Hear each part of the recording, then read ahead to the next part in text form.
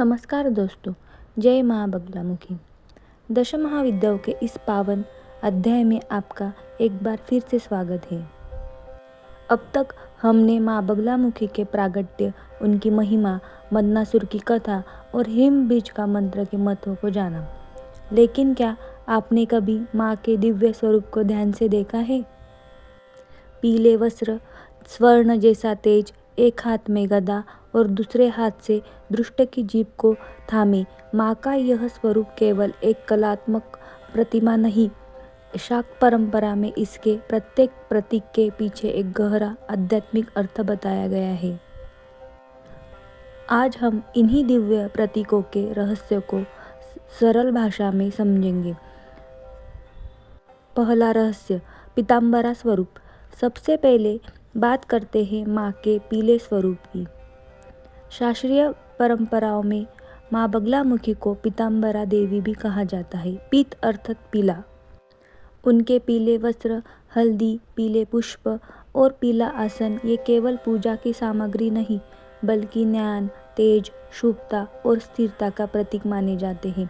इसी कारण उनकी उपासना में पीले रंगों को विशेष स्थान दिया गया है। दूसरा रहस्य, गदा। अब माँ के हाथ में धारण की गई गदा पर ध्यान दीजिए।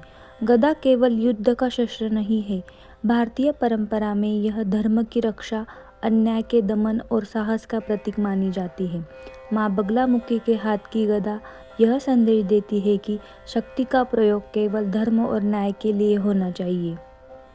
तीसरा रहस्य, जीभ पकड़ने की मुद्रा। माँ के स्वरूप का सबसे रहस्यमय भाग है दुष्ट की जीभ को पकड़ना। लोक कथाओं में इसे शत्रु विजय का प्रतीक माना जाता है।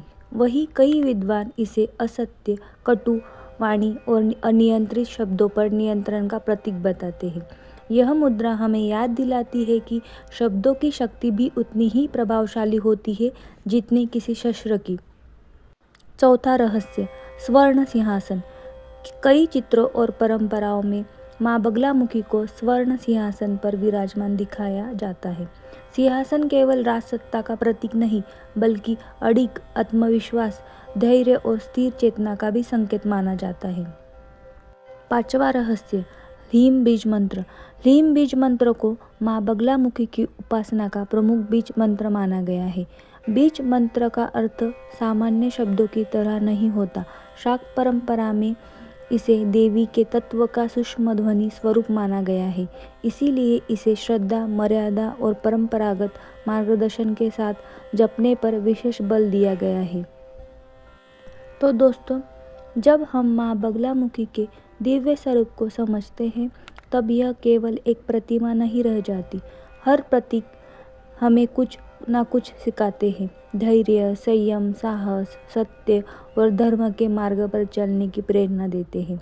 यही माँ बगलामुखी के दिव्य स्वरूप का वास्तविक संदेश है। यदि आपको यह अध्याय ज्ञानवर्धक लगा हो तो इसे अपने परिवार और मित्र के साथ अवश्य साझा करें। हम फिर मिलेंगे दश महाविद्या के अगले अध्याय में। तब तक जय माँ बगलामुखी।